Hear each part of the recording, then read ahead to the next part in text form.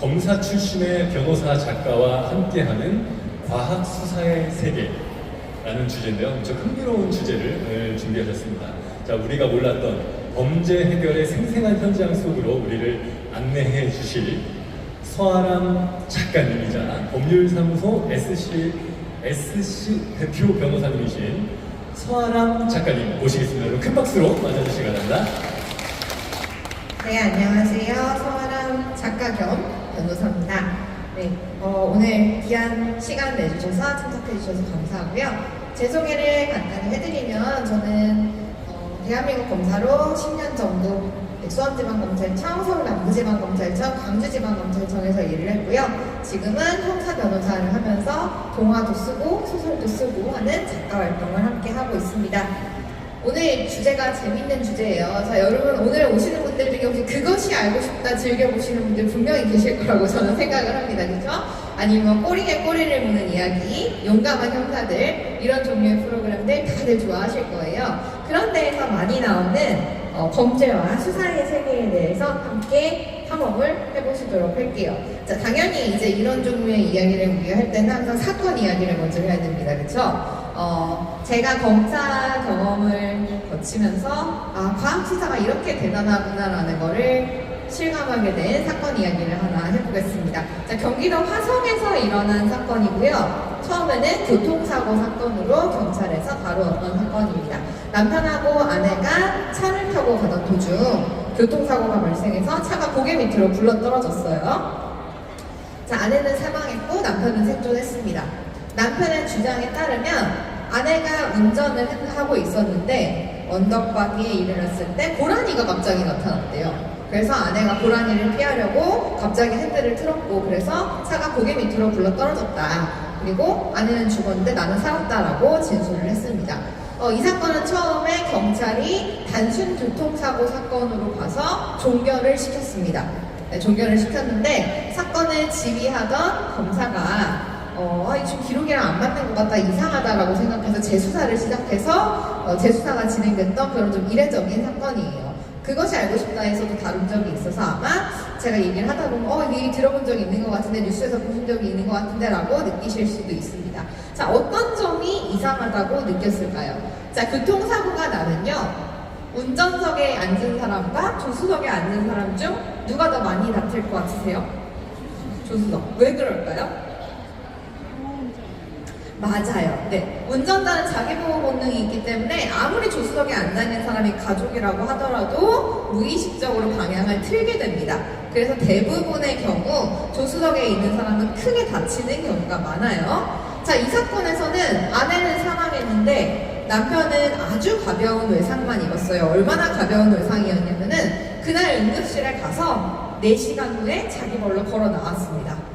자, 그리고 우리가 보통 운전석에 앉아있는 사람은 엑스레이를 찍으면 특이한 점이 하나 나와요. 자, 어떤 게 있죠? 우리가 그 브레이크를 밟으면서 몸과 핸들이 충돌하게 되면 보통 갈비뼈가 부러집니다. 그래서 그게 엑스레이의 흔적이 나오죠. 자, 근데 이 사건의 경우에는 아내가 운전을 했다고 하는데 아내의 갈비뼈에 부딪힌 흔적이 전혀 없었어요. 자, 그리고 아내의 사인이 뇌손상이었습니다. 뇌손상이었는데 뇌손상만 있고 다른 팔다리나 이런 우리가 흔히 교통사고가 났을 때 골절이라든가 이런 외상이 별로 보이지를 않았습니다. 자, 그 외에도 이상한 점이 있었어요.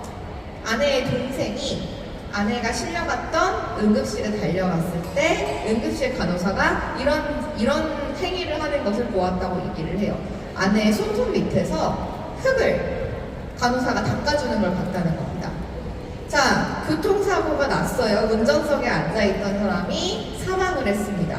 근데 왜 손톱 밑에 흙이 들어가 있었을까요? 이해하기 좀 어려운 부분이죠. 자, 이런 여러 가지 정황과 맞지 않는 부분들이 보여서 재수사를 시작한 결과 충격적인 사실들이 밝혀지게 됩니다. 남편이 아내 명의로 보험을 가입해 놓은 게 있었는데 그게 금액이 5억 원이 넘어갔고요. 남편이 이거는 뭐 확정된 사실은 아닌데 내연관계에 있는 여자가 있었다는 그런 진술이 나왔고 심지어 아내가 동생에게 전화로 아무래도 저 사람이 나를 죽이려고 하는 것 같다. 자꾸 나를 차에 태우고 연습하듯이 여기저기를 돌아다닌다라고 말하는 녹음 파일까지도 확인이 됐습니다. 자, 여기에 이제 또 가장 결정적인 부검 결과가 나왔는데요. 아까 아내의 사이 뇌손상이라고 말씀을 드렸었어요. 근데 그냥 뇌손상이 아니라 저산소성 뇌손상이었던 걸 밝혀졌습니다. 자, 뭐다? 뇌로 가는 산소의 양이 극히 줄어들면서 뇌손상이 일어서 사망에 이르렀다는 겁니다. 보통 교통사고로는 이런 일이 일어나지 않죠. 저산소성 뇌손상은 보통 언제 일어나냐면요. 경부 또는 다른 혈관 부분을 계속 압박해서 우리가 흔히 말하는 목 졸라 죽이거나 베개로 덮어서 죽이거나 하는 그런 상황에서 이제 나타나는 병명입니다. 자, 그래서 여러 가지 확인 결과 남편이 그 전에 사건이 발생하기 두세 달 전부터 사건 현장 인근을 10번도 넘게 마치 답사하듯이 다니면서 연습을 했던 것도 확인이 됐고요. 남편이 교통사고 발생 직전에 인터넷 검색을 하고 있었다고 주장을 했는데 실제로 휴대폰을 확인한 결과 인터넷 검색을 하지 않았던 것도 확인이 됐습니다. 저희는 이 사건에서 운전을 했던 사람은 남편일 거라고 추정을 했습니다. 아내는 이미 사망에 있을 가능성이 컸다고 판단을 했고요. 그래서 일종의 운전자 바꿔치기를 함으로써 살인사건을 교통사고로 위장한 걸로 판단하고 수사를 진행하고 기소까지 진행을 했습니다. 남편은 끝까지 계속 무죄를 주장했어요. 이 사건에서는. 그래서 1심, 2심, 3심이 지나기까지도 계속 무죄를 주장했고 자기는 아내를 죽이지 않았다고 주장을 했습니다. 자, 하지만 결국 법원에서는 살인죄의 유죄를 인정을 했고요. 징역 40년형이 선고됐고 이 판결이 확정까지 돼서 지금 남편은 계속 형을 살고 있는 그런 사건입니다.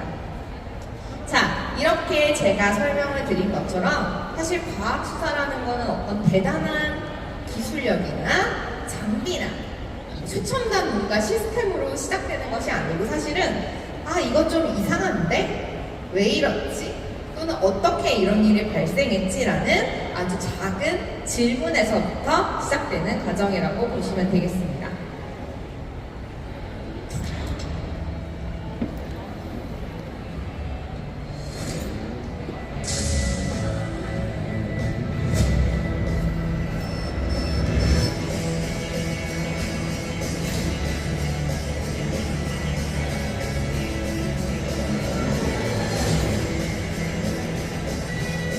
What's worse? What do we do now? What we always do, find the gas.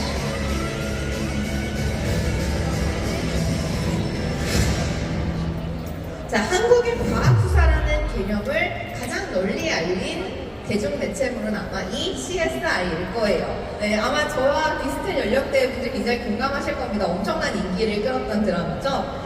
근데 아무래도 이제 미국의 수사 시스템과 한국의 수사 시스템이 좀 다르다 보니 이 CSI로 인해서 잘못된 인식을 갖게 되신 분들도 많아요. 어떤 거? 자, 과학수사란 이런 거다. 예를 들어서 범죄가 발생하면 과학수사 요원이 출동을 해서 증거도 수집하고 사람들을 만나서 탐문도 하고 수사를 해서 범인을 짠하고 찾아내는 게 이게 과학수사다라는 그런 개념이 이제 생긴 겁니다. 요거는 약간 현실과는 차이가 있어요. 자, 그래서 제가 이제 여러 곳에 강연을 다니거나 책을 쓰러 다니고 하면은 많이 받는 질문 중에 하나가 한국에 CSI가 있어요? 한국의 CSI도 미국의 CSI랑 똑같나요? 이런 질문들을 많이 하십니다. 결론부터 말씀드리면 한국에도 CSI가 있습니다. 있는데 여러분이 알고 계시는 또는 생각하시는 CSI 개념하고는 좀 다르다고 보시면 되겠습니다. 드라마에서는 한 명의 수사관이 현장에도 나가고 증거도 수집하고 분석도 하고 용의자도 만나고 그쵸? 조사도 하고 심지어 나중에 증언까지 해요. 그렇게 사건을 해결하는데 우리나라에서는 이렇게 한 사람이 모든 일을 다 하지 않습니다. 그리고 과학수사라는 것은 범위도 사실 굉장히 넓어요. 자, 우리가 범죄 현장이 일어나면 거기에 처음 출동해서 증거를 수집하는 사람들이 있죠. 뉴스나 신문에서 그런 사진이나 영상을 보시면 아마 그 사람들이 조끼나 하얀색 방호복을 입고 있을 거고요. 등에는 보통 경찰청 과학수사대 또는 KCSI라는 글자가 새겨져 있습니다. 그분들이 이제 우리가 말하는 한국의 과학수사대예요. 자, 이분들의 역할은 뭐냐? 초동 수사라고 말하는 우리가 부분, 처음 범죄가 발생했을 때 아무도 건드리지 않은 그 현장에 들어가서 이 증거를 오염되지 않게 전문적인 방식으로 수집하는 역할을 주로 이분들이 하십니다. 자, 그러면 이 경찰청 과학수사대가 수집한 증거는 어떻게 되느냐?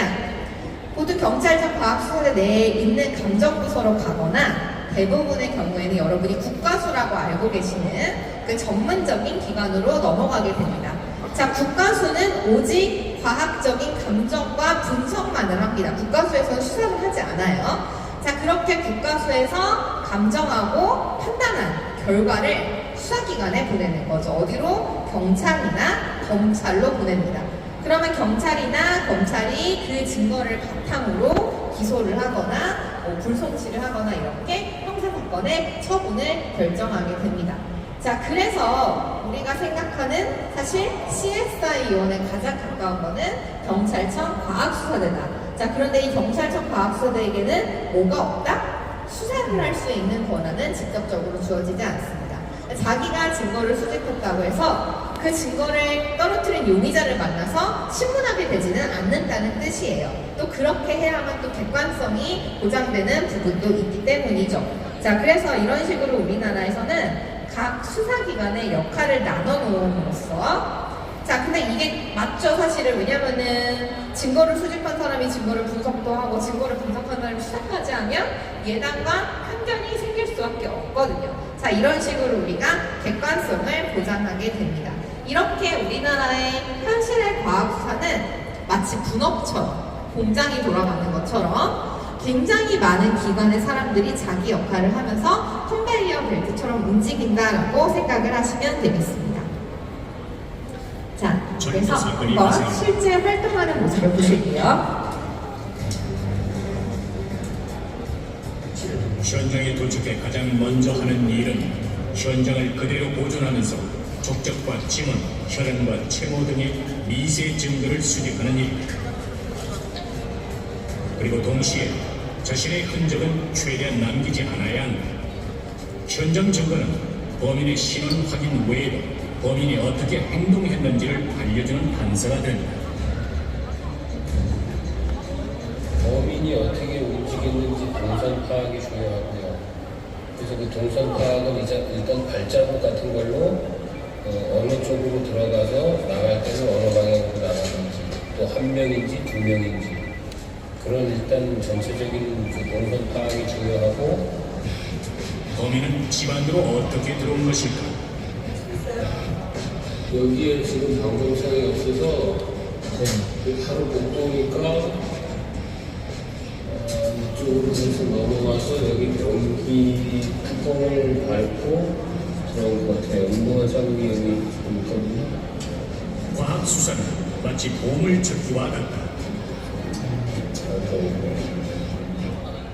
자, 사람들이 과학수사대라고 하면 항상 살인사건 현장만을 떠올리는 경향이 있어요. 근데 현실의 과학수사대는 일상적인 사건들도 굉장히 많이 다룹니다. 예를 들어서 무인가게에서 누가 과자를 훔쳐갔는데 그 진열대에 남은 지문을 찾는다든가, 제가 맡았던 사건 중에 제일 좀 하잘것 없었던 거는 카페에서 누가 내 충전기를 몰래 쓴 거예요. 그 충전기를 누가 썼는지를 확인하기 위해 과학수사대가 출동해서 지문 감식을 하기도 합니다. 이렇게 과학수사대는 사건의 경중이나 이런 거를 차별하거나 따지지는 않습니다. 자, 그렇게 해서 굉장히 많은 범위의 사건들을 하게 된다라는 거고, 그렇기 때문에 국가수가 전문적인 이런 감정과 분석을 통해서 그 사건의 수사를 돕는 역할을 한다라고 생각을 하시면 되겠습니다.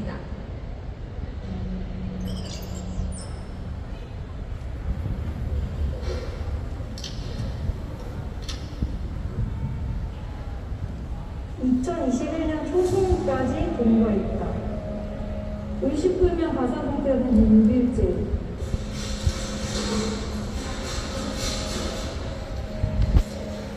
메스꺼운 냄새에 직물 피 등이 배출되고 있었고 손 발이 썩고 있었다. 남자마자 이거는 네. 저도 이번 사건은 정말 신기한 처음 겪어보는, 왜냐면 그런 경우는 있어요. 뭐 사리가 창문에 많이 붙어 있어서 아니면은 뭐 생선 썩는 냄새가 나서 아니면은 그 월세를 내지 않아서 발견되는 경우가 많은데 이번 건은 민원이 들어와서 이웃 주민이 문을 열고 들어가 보니 백도라는 변사자가 발견된 건입니다. 이거 3D 스캔을 했어요? 저 머리카락 일단 찍고요.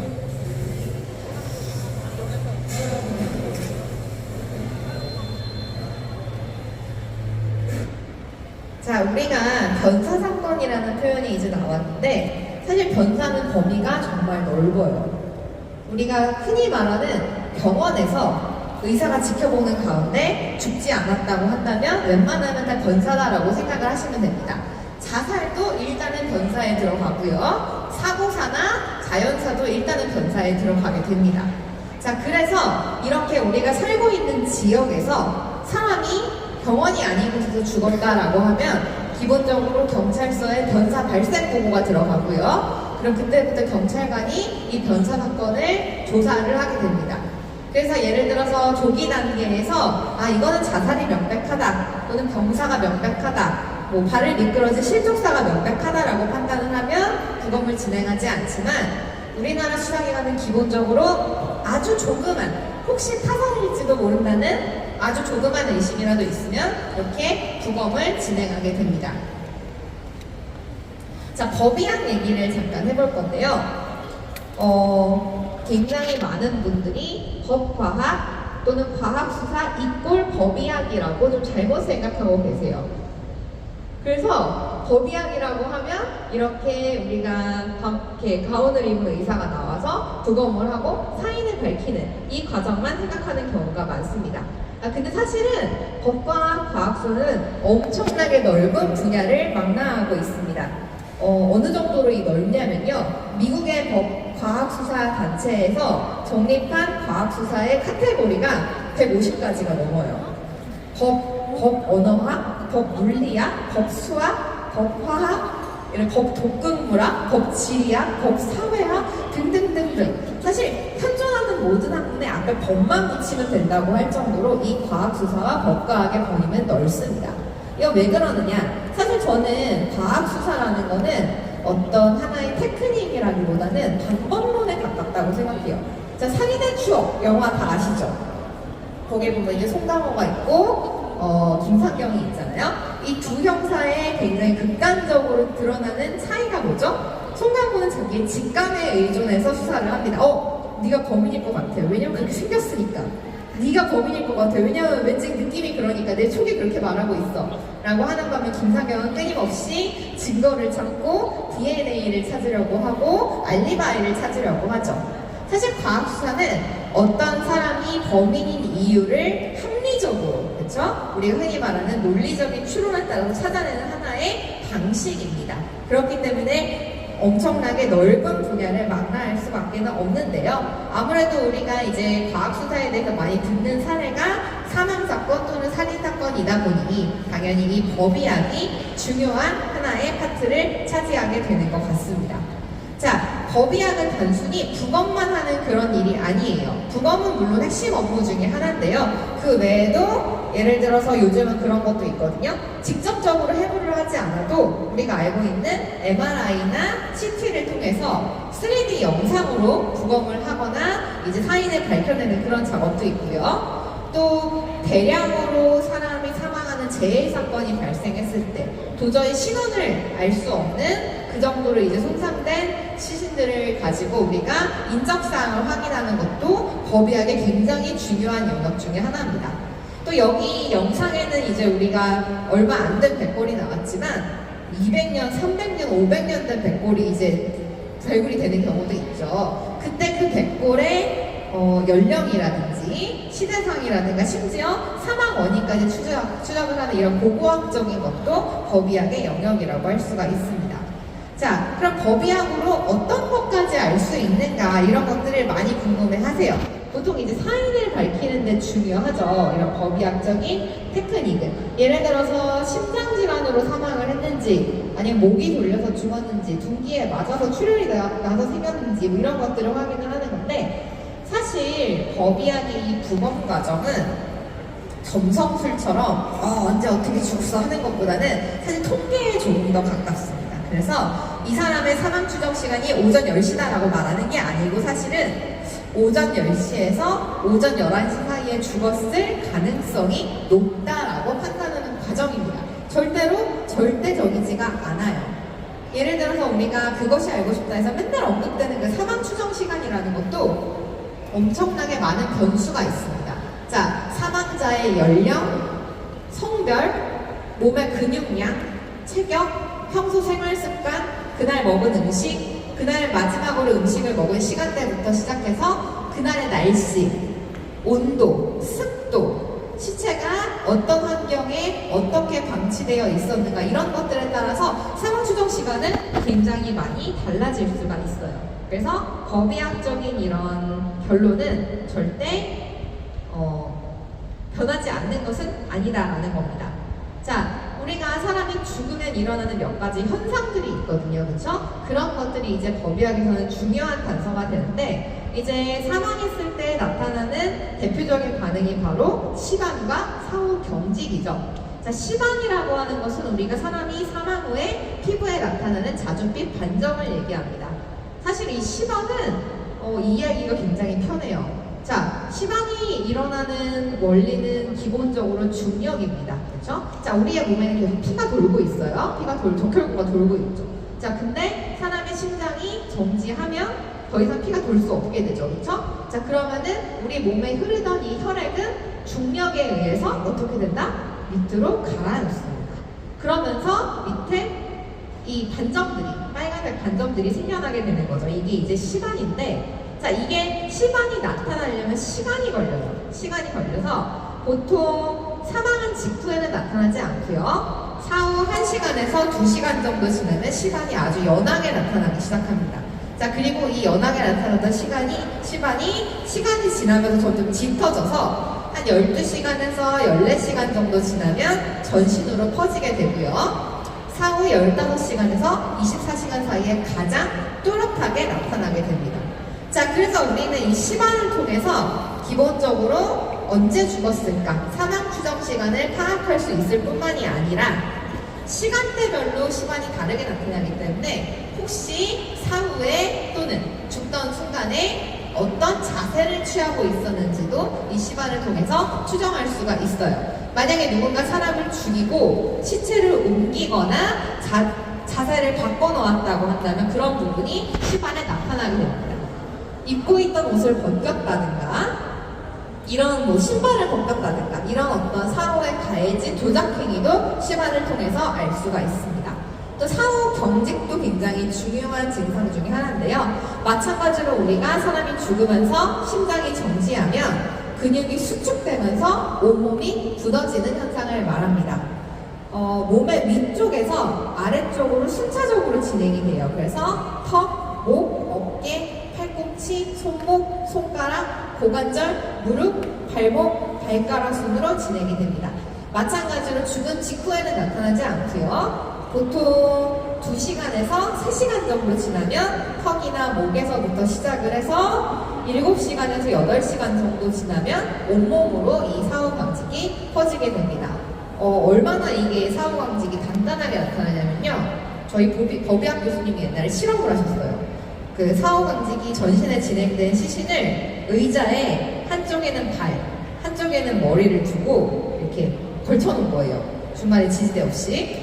그리고 그 대학원생들한테 올라가게 했어요. 그 위에 5명까지 올라가더라고요. 5명까지 올라가는데 구부러지지 않아요. 그만큼 강직이 강하게 옵니다. 다만 이 강직도 또한 외부의 영향을 받아요. 체온뿐만이 아니라 그 주변의 환경의 온도, 그리고 사망 전에 얼마나 근육 활동을 많이 했는가, 평소에 근육량이 얼마나 많았나, 체격이 어떤가 같은 것들에 따라서 이 강직도는 변화가 있을 수 있습니다. 그리고 이 강직은 계속되지 않아요. 그래서 한 30시간 정도 지나면 턱부터 풀리기 시작해서 48시간 정도 되면 온몸의 경직이 풀리게 됩니다. 아마 사후 장례 절차를 보신 적이 있으신 분들은 이게 그래서 그게 이렇게 변했구나라고 느낌이 오실 거예요.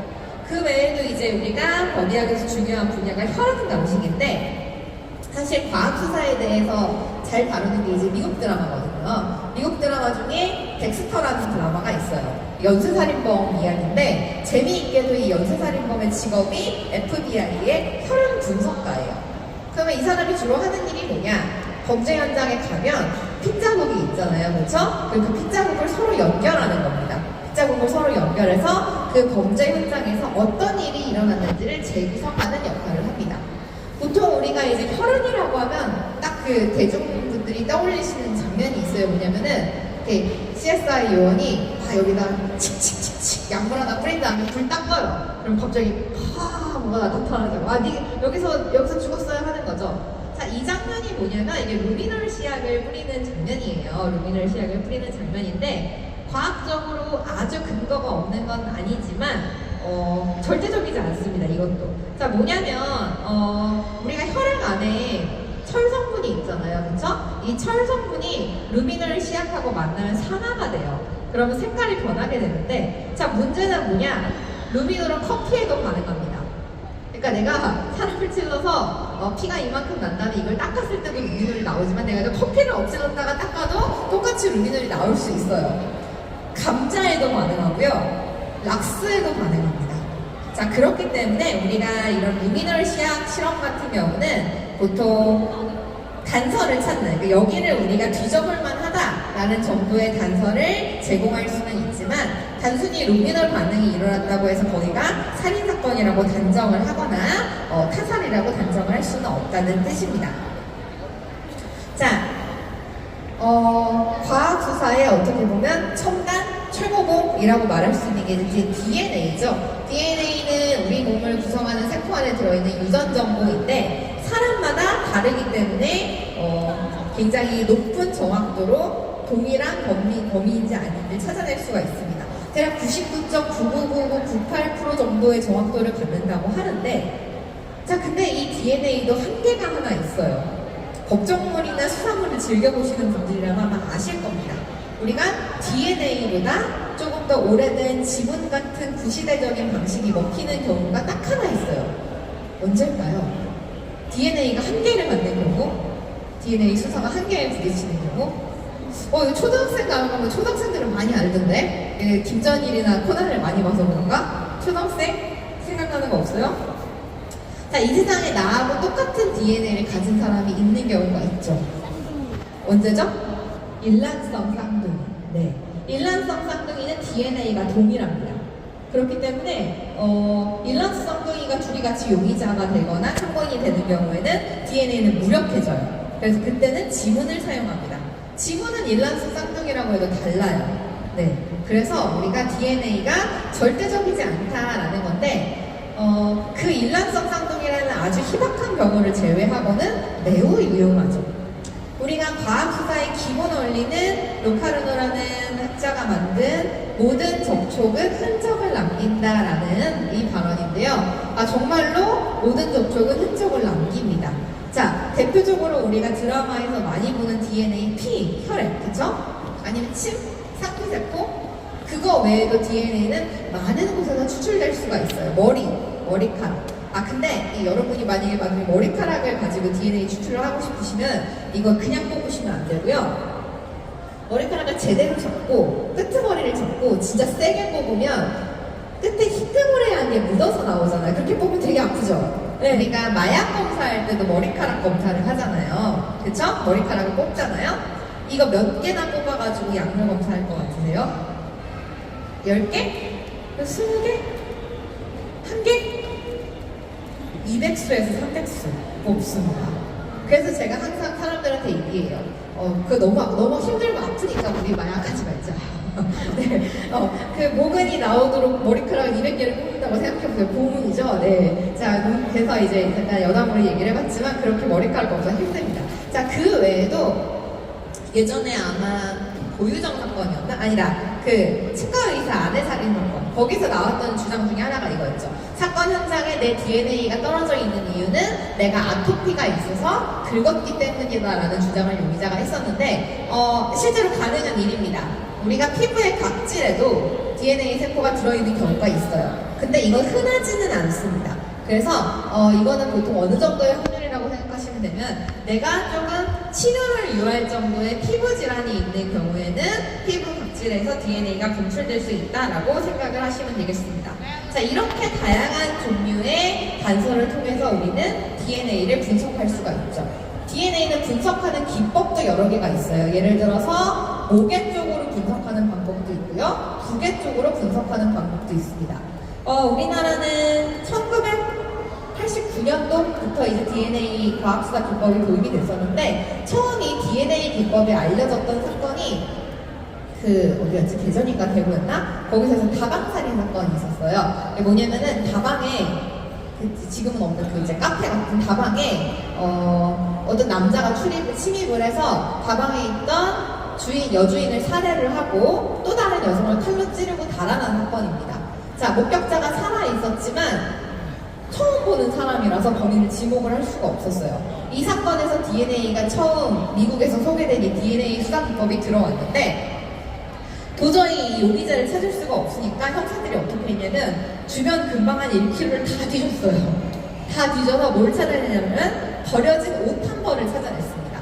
버려진 검은색 옷 한 벌을 찾아내는데 그 옷 안에 뭐가 들어있었냐면 안약이 들어있었던 거예요. 점한 안약이 들어있었는데 근데 이 안약이 좀 특이한 안약이었어요. 흔한 안약이 아니고. 그래서 그 지역에 있는 약국을 또 다 뒤졌어요. 우리나라 경찰이 대단하죠. 약국을 다 뒤져서 그 안약을 찾아간 상한 사람들의 구매 목록을 확보했습니다. 1200명 정도? 네. 자, 그럼 그 다음에는 어떻게 했을까요? 이제 여기서 막히잖아요. 1200명을 다 찾아가서 물어볼 수는 없잖아요. 자, 그래서 이제 우리나라 경찰에서 미국에서 새로 들어왔던, 그때 막 들어왔던 이 DNA 기법을 가져오게 됩니다. 자, 그래서 당시의 DNA 기법은 2개를 분석하는 기법이었어요. 자, 우리가 2개를 분석한다라는 건 뭐냐면은 어떻게 보면 범인의 성씨를 알 수 있다는 거죠. 우리나라는 아버지의 성을 물려받으니까. 자, 그래서 이 사건에서도 DNA 분석 기법을 사용한 결과 범인은 오씨 성을 가지고 있을 가능성이 굉장히 높다라는 결론이 나오게 됩니다. 근데 이 동네에는 오씨 집성촌이 있었어요, 마침. 그래서 경찰은 이 오씨 집성촌을 찾아가서 비슷한 연령대의 오씨 남자들을 하나하나 DNA 감정을 하기 시작하고 16번째인가? 했던 오씨 중에서 결국은 범인을 찾아내게 됐던 그런 사건이 있었습니다. 자, 그래서 이런 식으로 우리가 DNA 분석을 해서 범인을 찾는다라는 거고요. 요즘은 우리가 사방에 눈이 달려있다라고 하죠. 어디에나 CCTV가 존재를 하고 블랙박스가 존재를 합니다. 근데 이 완벽하지 않아요. CCTV와 블랙박스는 항상. 일반인 분들이 모르고 계시는 것 중에 하나가 자, 우리나라 지역 전국에 설치된 대부분의 방범용 CCTV는 6분할이에요. 무슨 뜻이냐면은 돌아가요. CCTV가 10분에 한 번씩 돌아가요. 그렇게 6방향을 비추는 그 구형 모델이 지금도 전국에 설치된 CCTV의 80% 정도를 차지합니다. 이 얘기는 무슨 얘기예요? 공백이 있을 수밖에 없다는 얘기예요. 자, 이렇게 우리가 영상 증거가 완벽할 수가 없고 화질이나 각도나 이런 거에 있어서 한계가 있을 수밖에 없기 때문에 영상의 화질을 개선한다든가, 그렇죠? 아니면은 왜곡된 부분을 찾아낸다든가 이런 기법이 굉장히 중요해집니다. 그리고 요즘은 이제 우리가 휴대폰을 항상 들고 다니다 보니 휴대폰 영상이 증거로 활용되는 경우가 정말 많죠. 근데 그만큼이나 영상을 편집하거나 조작하거나 위조하는 경우도 많아졌어요. 그것도 이제 찾아내는 게 과학수사의 역할인데 우리 정말 많이 알고 있는 계곡살인 사건, 그쵸? 자, 계곡살인 사건 같은 경우는 당시 피해자의 사망 순간을 찍은 영상이 존재합니다. TV에서 보신 적이 있을 거예요. 뛰어내리는 그 영상이 존재합니다. 놀랍게도 이 영상을 제출한 사람은 이은혜 본인이에요. 이은혜 본인이 제출했습니다. 본인의 결백을 입증하기 위해서. 근데 경찰에서 아무리 생각해도 이상하다고 생각해서 이 영상 파일을 분석한 결과 파일 자체가 피해자의 사망 이후에 급하게 편집된 사실이 확인이 됐던 겁니다. 이런 것 또한 우리가 CCTV 분석 기법을 통해서 찾을 수가 있어요. 자, 교통사고 얘기를 해볼까요? 주차장에서 나온 승용차가 서있던 차를 치고 지나갑니다. 범퍼가 살짝 찌그러지는 말 그대로 접촉사고였습니다. 피해 운전자는 발목인대가 상했다며 치료비와 합의금 등을 1,500만 원 넘게 요구했습니다. 앞차가 갑자기 깜빡이를 켜고 멈춰섭니다. 도색이 벗겨지는 정도의 가벼운 사고였지만 이번엔 척추 통증 500만 원을 청구했습니다. 될까 날까 좀 보면 쓱 올라서 쓱 가는 거거든요. 이거나 수술을 해야 된다고 하는 거. 힘들어가지고 이런 가벼운 접촉사고는 주로 정차에 있던 차가 서해 가던 차에 받치면서 벌어집니다. 그 충격 과연 어느 정도길래 너도 나도 부상을 호소하는 걸까?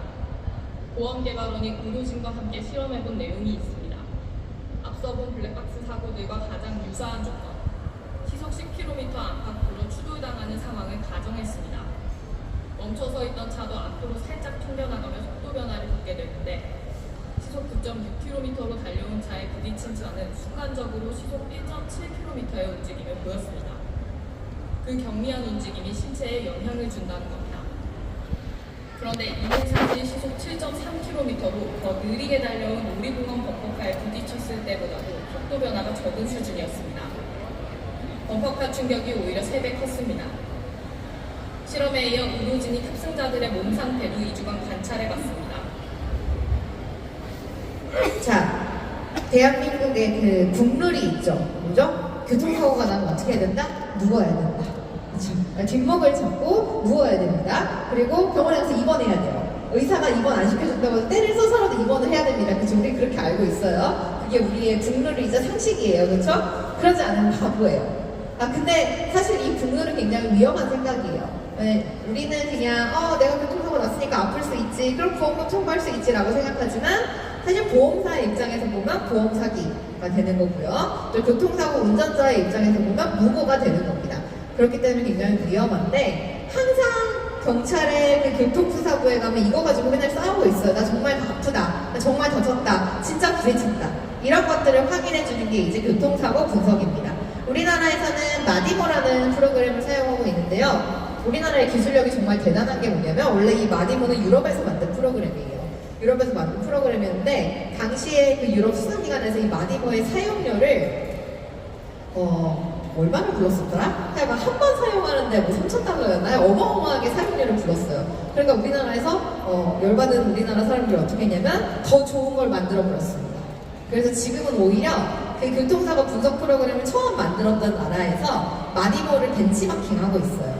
그래서 이 마디모라는 프로그램을 쓰면은 우리가 예를 들어서 교통사고 현장의 사진, 블랙박스 영상, CCTV 영상, 또는 차가 훼손된 사진, 진단서 이런 자료들을 데이터베이스에 입력하면 정말 신기하게도 마치 시뮬레이션처럼 사고 당시의 상황을 재구성하고 그 상황이 운전자에게 미쳤을 영향이라든지 충격이라든가 또는 충돌 당시의 차량의 속도, 방향, 각도 같은 것까지 정확하게 추산을 해냅니다. 네, 신기하죠? 자, 그리고 이제 또 교통사고 분석만큼이나 굉장히 전문적인 분야가 화재 감식이에요. 이 화재 감식은 가장 까다로운 분야 중 하나라서 경찰 내에서도 화재 사건은 수사를 해본 사람들만 수사를 하고요. 검찰 내에서도 인근 지역이나 관할 지역에서 큰 화재가 났다고 하면 그 화재를 전문하는 수사관들이나 검사들이 있어요. 그 사람들이 팀을 모아서 수사를 합니다. 그만큼 어렵고 전문적인 영역이에요. 주로 이제 화재가 방화인지 아니면은 실화인지, 그러니까 누가 불을 질렀는지 실수로 불이 났는지 아니면은 화재의 근원을 찾는다거나 그런 경우도 있거든요. 피해자가 화재 피해를 말도 안 되게 터무니없이 부풀려서 청구하는 경우도 있어요. 그때 실제로 그 정도의 피해가 있었는지 이런 것들을 확인하는 것도 과학수사의 역할입니다. 저도 화재 수사를 한 1년 한 적이 있었는데 이게 대규모의 화재를 했던 건 아니고 근데 정말 재미있는 사건이었어요. 평생 잊지를 못할 것 같아요. 뭘 했냐면은 자, 열린 빌라에 불이 났어요. 하나의 호스에서 불이 났는데 다 번져가지고 빌라가 홀라당 다 탔어요. 그 나름대로 큰 경제적인 피해가 있었죠. 자, 이 불이 출발한 호실에는 누가 살았냐면 아직도 기억이 나요. 이제 막 직장 생활을 시작한 지 얼마 안 되는 20대 여성이 살았어요. 불이 나던 날짜에 휴가를 갔습니다. 그러니까 집에 없는 상태에서 불이 났어요. 저희가 처음에 추정할 때는 밸브 같은 거 열어놓고 가거나 아니면 요새 젊은 여자들이 그런 거 많이 캔들 같은 거 켜놓고 가거나 그래서 이제 불씨가 번졌겠지라고 추정을 했습니다. 근데 경찰에 조사를 받으러 온 이 여자분 정말 기상천외한 얘기를 합니다. 자기 고양이가 불을 낸 것 같대요. 고양이가 집에 있는 고양이가 사방을 뛰어다닌다는 거예요. 근데 그 집이 인덕션이었거든요. 그래서 제가 이거 인덕션 고양이가 눌러가지고 불이 나지 않는다라고 했더니 그 여자분은 줄기차게 아니다. 고양이가 눌러서 인덕션이 켜지는 걸 자기가 본 적이 몇 번 있다라고 얘기를 하는 거예요. 저희가 어떻게 했을까요? 인덕션을 띄워가지고 국가수에다 맡겼어요. 그러면서 고양이의 체중하고 이런 거를 다 자세히 알려주면서 이 고양이의 누르는 압력으로 인덕션이 켜질 수 있는지를 분석해달라고 의뢰서를 보냈더니 감정원이 웃으면서 전화가 와서 살면서 이런 감정 의뢰서는 처음 받아본다라고 웃으면서 얘기를 했어요. 결과가 어떻게 나왔을까요? 궁금하시죠? 정말 놀랍게도 확신을 할 수는 없지만 이 고양이의 세게 뛰는 발 하중으로 인덕션이 켜졌을 가능성을 배제할 수 없다라고 결과가 나왔어요. 자, 우리 수사기관은 항상 합리적인 의심을 넘어서야 기소를 할 수가 있습니다.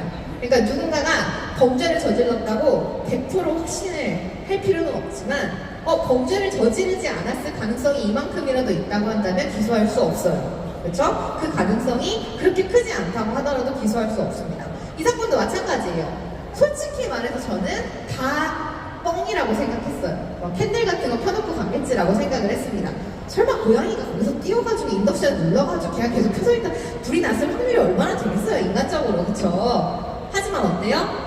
인덕션이 켜졌을 가능성을 배제할 수 없다면 기소를 할 수가 없습니다. 무죄 추정의 원칙 때문에. 그래서 이 사건도 기소를 하지 못하고 결국은 무혐의로 끝났던. 하지만 제가 생각할 때마다 좀 찝찝한, 진짜? 장난해? 약간 이런 느낌이 드는 그런 굉장히 재미있었던 화제 수사 사건 중에 하나였어요. 자, 그 외에도 우리가 사실 이런 것도 과학수사야라고 생각할 수 있는 부분들도 있습니다. 가령 필적 감정이 이제 그런 부분인데요. 이 필적 감정하고 필적학을 좀 헷갈리시는 경우가 있어요. 어떤 거냐면 얼마 전에 이제 유퀴즈에서, 저도 나갔었던 유퀴즈에서 필적학의 전문가가 나온 적이 있었거든요. 필적학은 이런 거예요. 박정희 대통령은 글씨를 이런 식으로 쓰니까 이런 팔자고 성격이 이렇다. 그래서 예를 들어 재벌들은 이런 식으로 글씨를 쓴다, 그런 거 있죠.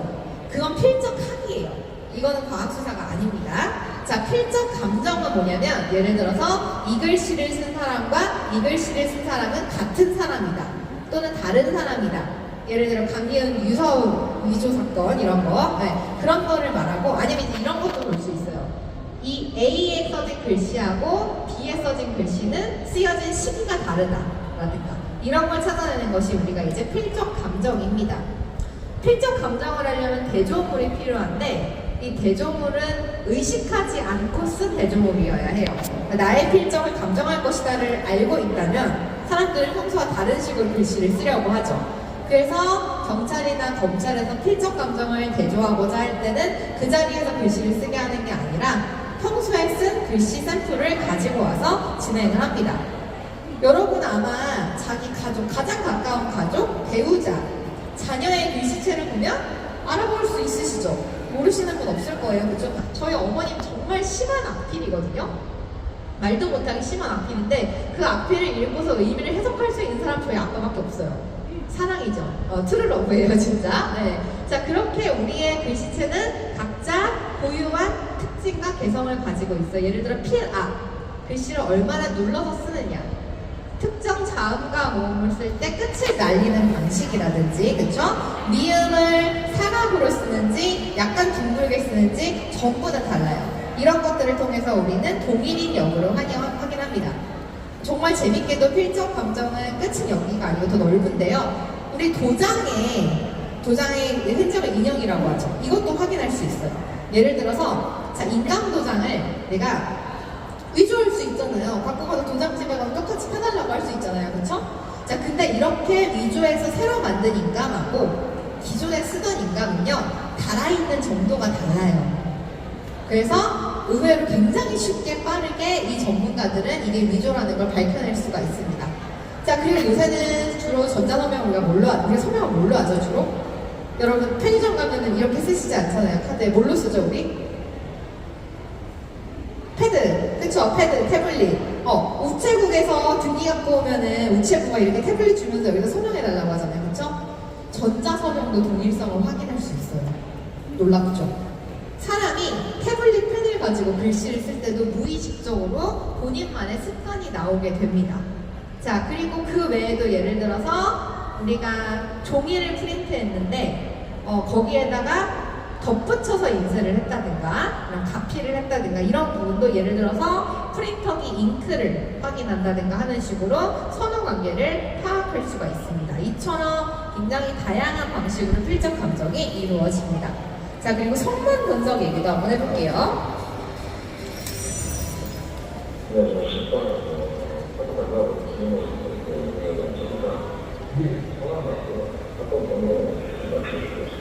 보이스피싱 조직을 공모를 했는데 본인은 이번에 처음 와서 걸린 거다라고 해서 과연 기존에 저희가 가지고 있던 DB에 없는 초범이지 아니면 그간 많이 보이스피싱 범죄를 저질렀던 재범을 했던 사람이 있습니다. 2,500 파일을 로드시켜서 저희가 유사도는 6.2를 기준으로 같은다는 판단을 하고 있습니다. 사람의 음성에도 지문처럼 개개인을 식별할 수 있는 성능이 있다. 따라서 국가수 데이터베이스에 저장된 보이스피싱 범들의 음성을 분석해보면 그간 몇 건의 범죄를 저질렀는지 알 수 있다. 나왔습니다.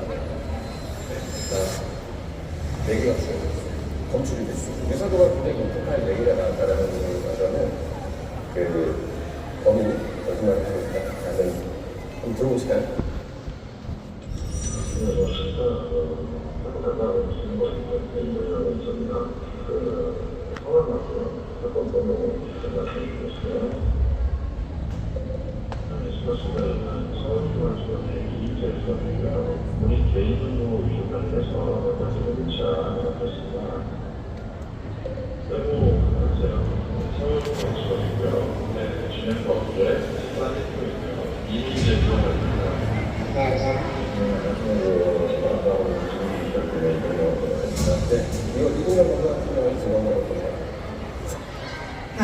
사실은 제가 검찰에서 제일 전담을 오래 했던 게 보이스피싱이에요. 제가 보이스피싱 전담을 10년 정도 했는데 여러분 더 이상 그렇게 개그맨 이수지가 나와가지고 조선족 말투 흉내내면서 하는 것처럼 당신 아들이 납치됐으니까 돈을 내놔라 식의 보이스피싱 이제 안 해요. 아시죠? 사실 요 수법도 좀 낡기는 했어요. 낡기는 해서 갈수록 다른 기법들이 나오고 있는데 저렇게 수사관이나 검찰을 사칭하는 보이스피싱이 한때 굉장히 기승을 부린 적이 있었고 지금도 진행이 되고 있습니다. 얘네가 처음에는 그냥 아무 이름이나 갖다 쓰다가 검찰 배치도가 인터넷에 공개된 이후부터는 실제로 있는 검사 이름과 실제 있는 수사관들 이름을 가지고 보이스피싱을 해요. 제 동기 검사 중에도 한 명도 이름이 도용이 돼가지고 욕을 무지하게 먹었어요. 그 친구는 정말로. 맨날 누구 검사가 나한테 3,000만 원 보내라고 했는데 전화 와가지고. 네. 그래서 내가 누구 검사라고 전화를 받았을 때 인터넷에 쳐보니까 그 사람이 진짜로 중앙지검이 있더라 라고 해서 믿으시면 안 됩니다. 제가 보이스피싱 얘기를 하니까 또 이거 얘기를 안 하고 넘어갈 수가 없는데 자, 그럼 이런 건 어떨까요? 그러면은 내가 지금 중앙지검에 전화를 해가지고 물어봐서 확인을 해야지. 그래서 있으면은 돈을 보내야지. 이것도 안 됩니다. 자, 만약에 보이스피싱 전화를 받았다고 한다면 굉장히 높은 확률로 여러분의 개인정보는 이미 그쪽 조직에 털려있을 가능성이 있어요. 그리고 여러분이 가지고 계신 핸드폰도 해킹이 되었을 가능성도 있습니다. 그럼 얘네들은 어떻게 할 수 있냐면 여러분의 전화가 특정 번호로 연결되게 하거나 여러분이 어떤 번호로 전화를 걸었을 때 자기들이 만들어 놓은 그 라인에 이게 우회해서 돌아가도록 조작할 수가 있습니다. 중앙지검 인척할 수가 있어요. 그래서 잠깐 과학수사와 크게 상관이 있는 얘기는 아니지만 여러분이 만약에 조금 이상한 전화를 받으시거나 이상한 메시지를 받으셨을 때 제일 먼저 하셔야 할 거는 비행기 모드를 켜시는 겁니다.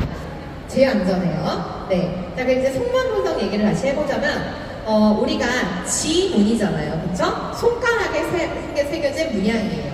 이것처럼 우리의 목소리, 성대에도 고유한 모양이 있어서 이 음성의 주파수를 통해서 사람을 찾아낼 수가 있습니다. 이 성분의 정확도는 굉장히 높습니다. 사람마다 목소리의 주파수가 다 달라요. 목소리가 나오는 음색도 다릅니다. 그 외에도 우리가 이제 동일인 여부 외에도 목소리를 들으면 정말 많은 걸 확인할 수가 있어요. 예를 들어 일단 성별, 연령대, 그렇죠? 그리고 혹시 특정 질병이 있는지도 확인할 수 있는 기술이 개발되어 있어요. 기관지 질병이 있거나 이런 경우 알 수가 있습니다. 또 어떤 것들? 학력 정도, 고학력자인지, 저학력자인지, 그리고 지역, 습관 이런 것들도 우리가 목소리 분석을 통해서 확인할 수 있다는 겁니다. 자, 그리고 요즘 제가 강연 나가는 질문 제일 많이 받는 디지털 포렌식. 제가 얼마 전에 초등학교로 과학수사 강연을 갔다 왔는데 어떤 남자가 저한테 그러는 거예요. 선생님, 그 휴대폰을 전자레인지에 돌리면 증거가 다 없어져요? 그걸 물어보더라고요. 그래서 그 다음에 또 물어본 게 아니면 한강에다 던지면 돼요? 그래서 그게 도대체 왜 궁금하니? 대답을 해줘야 되나? 이거를 도대체 얘가 궁금해하는 이유가 왜 던지려고? 엄마 거 던지려고? 그래서 자, 실제로 전자레인지나 물에 던지면은 이 휴대폰이 증거가 없어지느냐 마느냐, 이게 디지털 포렌식에 대한 얘기예요. 그죠? 자, 기본적으로 디지털 포렌식은 사실 휴대폰 수사만 한정해서 말하는 건 아닙니다. PC, 노트북, 태블릿, 그 외에 예를 들어서 비행기에 있는 블랙박스라든가 이런 전자기기의 분석을 통해서 그 안에 있는 데이터를 찾아내는 모든 과정을 우리가 디지털 포렌식이라고 해요.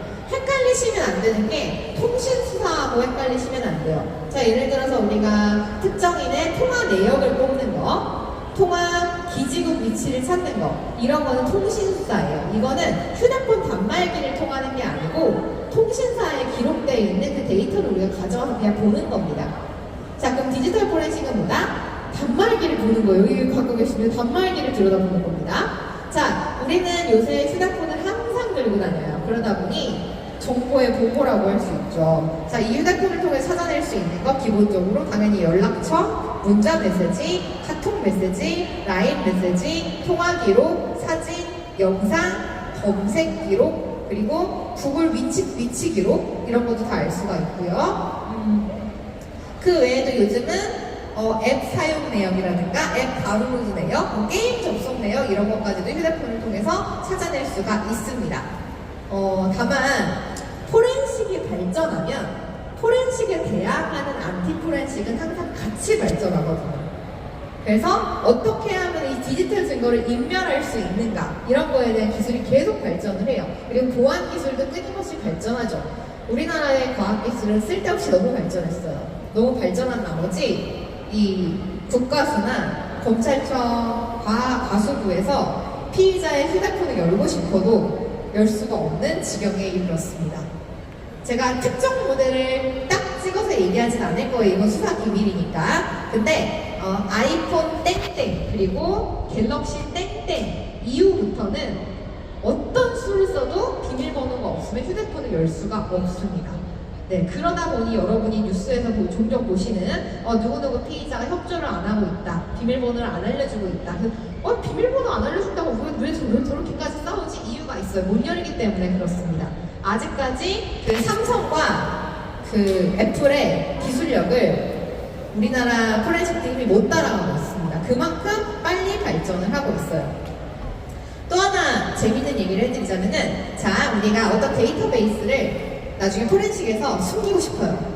제일 좋은 방식은요, 가장 좋고 간단하고 확실한 방법은 여러분 네 글자를 기억하시면 덮어쓰기. 삭제가 아니에요. 덮어쓰기. 그래서 그 보안에 있어서는 사실 세계의 인류라고 할 수 있는 미국의 펜타곤 있죠. 펜타곤에서는 이 보안 지침이 있어요. 펜타곤에서 사용하는 기본적인 보안 지침은 중요한 정보는 삭제하고 6번 이상 덮어쓰는 겁니다. 절대 못 찾습니다. 자, 그래서 또 여러분이 되게 많이 궁금해하시고 변호사한테 질문하시는 것 중에 하나가 휴대폰에 있는 자료 삭제한 다음에 복구하려면은 언제까지 복구가 돼요? 이거 되게 많이 물어보세요. 자, 언제까지라는 개념이 아니에요. 휴대폰에 있는 메모리가 물론 휘발성인지 아닌지도 중요하지만 사실은 삭제하고 얼마나 많은 자료가 덮어 씌워졌는지가 더 중요합니다. 그래서 제 경험상 보통 한 달 내에 삭제한 자료는 포렌식하면 나오기는 해요. 근데 내 휴대폰을 맨날 쓴다. 맨날 많이 쓸수록 복구 가능성은 떨어지는 겁니다. 제가 검사할 때 되게 재밌었던 게 한 5년 전에 삭제한 기록이 있어요. 그 사진하고 대화네요. 절대 나올 리가 없다. 이건 말도 안 된다고 나왔어요. 휴대폰을 가지고 계신 분이 연령이 90이 넘으신 노인분이세요. 스마트폰에 전혀 관심이 없는 거예요. 그러니까 삭제를 하고도 기기를 안 건드린 거죠. 이런 경우는 쉽게 나옵니다. 그래서 결국 중요한 건 기간의 문제가 아니라 데이터가 얼마나 오버래핑 되었는가라는 부분, 이런 걸 보는 게 이제 포렌식입니다. 자, 그 외에도 각종 기상천외한 수사 방법들이 있어요.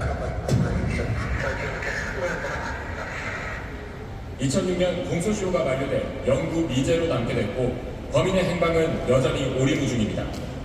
범인의 단서가 목소리밖에 없을 때 소리만으로 몽타주를 그려내는 AI가 앞으로 수사의 실마리를 제공할 전망입니다. 자, 이렇게 AI를 통해서 과학수사를 하는 기법이 들어왔고요. 그 외에도 예를 들어서 용의자나 목격자한테 최면을 걸어서 기억을 끄집어내는 기법, 진술을 분석해서 진술의 신빙성이 있는지 없는지 확인하는 기법, 그런 정말 다양한 스펙트럼의 기법들이 우리 과학수사에 활용이 되고 있는 실정입니다. 그리고 앞으로는 아마 더 많은 분야에서 이런 새로운 기법들이 사용이 될 거예요. 왜? 제가 강의 처음에 말씀드린 것처럼 과학수사라는 거는 어떤 한정된 카테고리가 아니라 우리가 합리적인 추론을 통해서 결론을 이끌어내는 모든 방법론을 과학수사라고 말하기 때문에 그렇습니다.